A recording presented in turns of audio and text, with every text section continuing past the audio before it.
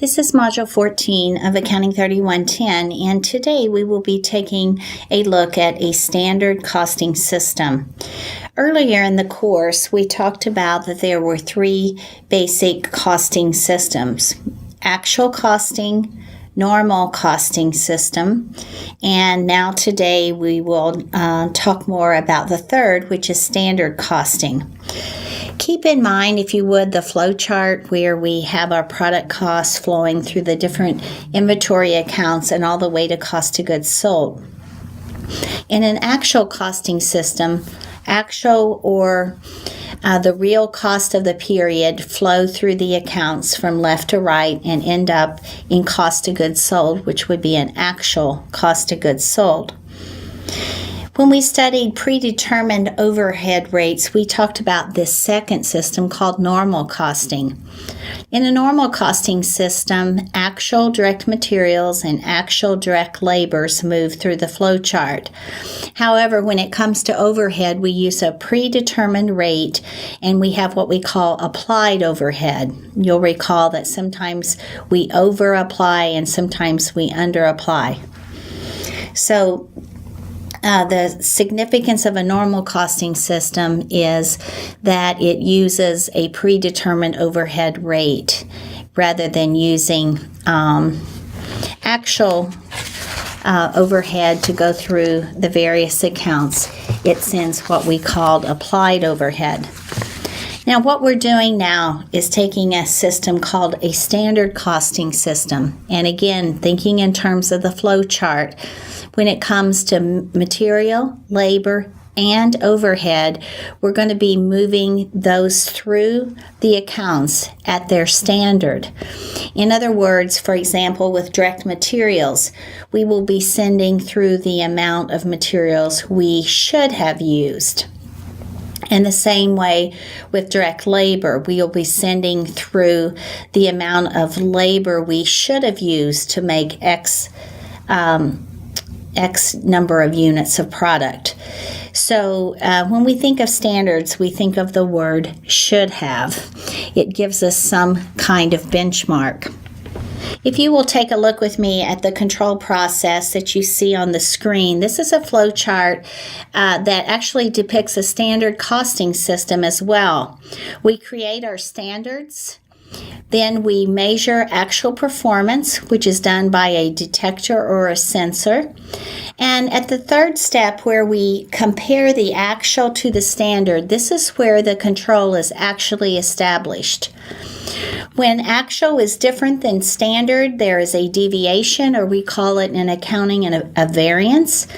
And the deviation or variance, to calculate it is not sufficient. What we need to do is ask the question, why? Why did we have this variance, whether it be favorable or unfavorable? And then once we know the whys, then it is time to take some kind of corrective action. Let's talk about now a term that you will hear in the management arena, which is called management by exception. This means that we're going to have many variances, but management is only going to investigate those that are significant. To determine what is significant, you would want to look at the size of the variance, whether it's recurring, whether there's any kind of trend, and finally, whether it's controllable or not. It's important when we talk about why we have variances that it's going to be just as important to investigate those favorable variances as the unfavorable. And when we talk about these standards and setting the standards, it's important to think about what level is appropriate. If we set standards too difficult to achieve, it can be frustrating, and dysfunctional behaviors could result. If you make a standard too easy, then we know that we may not get the efficiencies that we would like. So the best way to set a standard is to make it challenging but achievable. And to keep in mind that when we set standards and we measure individuals' performance based on whether or not they met these standards, that when these reward systems again are tied to this kind of performance, that this really does have very serious behavioral implications and needs to be thought about carefully because of potential dysfunctional behaviors related to measuring or basing rewards on performance according to preset standards. We will be looking at a manufacturing example today as we learn to compute these variances that relate to material and labor. The overhead variances will be covered in the next module. But I want you to keep in mind that service industries, for example, set standards as well. One example that was in a textbook was about a UPS, that they have a standard pace for the UPS employee to use when walking to the door to deliver the packages.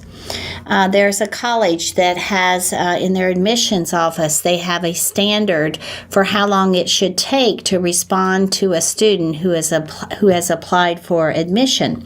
So we can have standards in both the manufacturing and service areas. Let's look now at an example where we can begin to calculate some variances, particularly those related to material and labor, direct material, direct labor. This company produced 3,000 tents during a certain accounting period, and their standards for material were as such. Each tent would require 12 square meters of fabric material, and this was supposed to be, according to standard, $8 per square meter. So this would be the standard that was set for the tents. And when we calculate the variances for materials, we're going to want to isolate the price variance from the quantity variance. In other words, if we're favorable or unfavorable, is it because of price that we were higher or lower than the $8, or was it because of quantity? We used more or less than 12 square meters per tent. So let's take a look at the calculation that we would do for materials. For this company, again, a producer of 3,000 tents. We would take our actual quantity of material times the actual price of the material, and that information says that we purchase 40,000 square feet, and the word purchased is very important here. The actual price was $8.15. And this gives us a total of $326,000 of purchases. Now, when we compute the price variance, again, and this is what we're headed for here, we are going to use the square footage purchased, which may not be the same as square footage that we actually use. So we're going to keep the quantity consistent, but use a standard price here. So we're going to take our 40,000 that's meters and not feet. Square meters times the standard price of $8, and we get $320,000. Now you can see that we have isolated the price because AQ and AQ are the same, but the difference here is actual price, standard price. So this is going to give us a $6,000 unfavorable price variance. And we could see that it would be unfavorable even before we calculated it because we had to pay more than $8. Now, what you would want to do is ask why. Why did we have this variance, this unfavorable variance? And it could be that the market price of this particular material has gone up and this is really out of our control. It could be that we changed suppliers and it's now more costly with the new supplier. Maybe we're no longer getting volume discounts, but the point is you would always ask why. Now, the second variance is going to have to do with the quantity. And when we put AQ this time, we're going to put the actual quantity used times the standard price. And we're going to compare that to the standard quantity times standard price. So this will give us what we call the quantity variance, and you can see this is what has changed between our two calculations here. And we will always use the amount of material used versus purchased. So the information in the problem, and this is all in your lecture notes, all the data related to this problem about the tenths. We have $8 standard price, so we get $291.2. And over here, when we get to standard quantity, you always have to calculate that. We have made 3,000 tenths, and each one at standard requires 12 square meters. So this is how we're going to get 36,000 is the amount of material we should have used. Now look, we actually used more than what we should have. Times the standard price gives us $288. And this difference is called the quantity variance. And in this case is going to be $3,200 and again unfavorable. So reviewing materials again quickly. If we compare the actual quantity purchased times the actual price to the actual quantity purchased times the standard price, that difference gives us the price variance of $6,000 unfavorable. We paid more than we should have. The second calculation we did is called the quantity variance, and we always have to compute how much material we should have used. And in this case, it was 3,000 tenths that we made times 12 square meters. We used the actual quantity used times the standard price. This difference of $3,200 is due to the fact that we used more than we should have. Now, what could cause that? Many things. It could even be related to our labor variances that we're going to look at next. Maybe we have inexperienced laborers who are a little bit more wasteful with material. Maybe even though we paid a higher price for this material, maybe the quality was not as high and there was more waste. So many reasonable explanations, but the point is this would be investigated as to why this unfavorable variance occurred. And again, it is called the quantity variance for materials. Let's look now at the labor variances. And this company, according to its standards, each tent should take 2 hours of labor, and the rate of labor per hour in this example is $18. This includes all the benefits, and we would hope that every time we make a tent that it would cost us $36 in labor, 2 hours at $18. So we set up actual quantity times the actual labor rate. Over on the right, we'll put the standard quantity times the standard rate. And then right in the middle, we'll put the actual quantity times the standard rate. And we will be able to compute two variances for labor. The first variance will be called the rate variance. And the reason I know we're going to be looking at rate here is because this looks different. Over here, you'll see that the standard rate is constant, but the quantity is different. So this one's going to be called the efficiency variance for labor. Well, let's use the information that's provided again in your lecture notes about the labor. We actually had 5,900 hours of labor, and the actual rate was $19.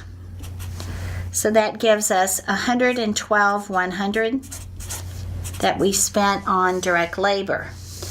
Let's take this actual quantity but multiply it by the standard rate of $18 an hour, and we get $106,200. Now, we actually had to pay more for our labor than we anticipated, and so this is going to give us a $5,900 unfavorable variance. So again, you would want to ask, why is the labor costing more? Maybe we were trying to get better or more experienced employees, better employees, or perhaps it was just due to a renegotiating of the union contract. But again, you would ask, why? Let's go to the other side, which is going to require us to find the standard quantity, 3,000 actual tenths times 2 hours each. We should have worked 6,000 direct labor hours times $18 an hour at standard, and we get 108,000. Now again, you can look and say it should have taken 6,000 hours to make these tenths, but it only took 5,900. So we know this is going to be favorable, and it is $1,800 favorable. Now again, when you ask why, it's possible that this favorable efficiency may be due to the fact that we had $19 an hour labor. Maybe these workers indeed were more experienced and more efficient. So again, many questions can be asked to determine why. I want to point out something else that we said earlier, that the rate variance and the efficiency variance may be related. When we looked at the material variances, those two variances, which were called the price and the quantity variances, they may be related. And furthermore, the labor variances may be related to the materials. For example, what if we had a favorable labor rate variance?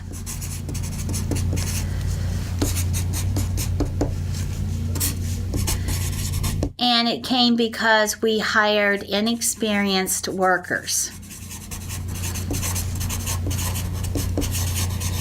and for less than standard. So we get a favorable labor rate variance because, let's just say, for example, our standard rate was $15. Maybe we got them for $12. So this would be a favorable rate variance. But in our materials, and especially our efficiency variance, or excuse me, our quantity, we call it our quantity variance, think about what might happen if you're hiring in inexperienced workers, you're paying them less than standard. Isn't it possible that you may have an unfavorable quantity variance? In other words, there are more materials being wasted, and this would be reasonable if you're thinking about the efficiency of workers who are very inexperienced.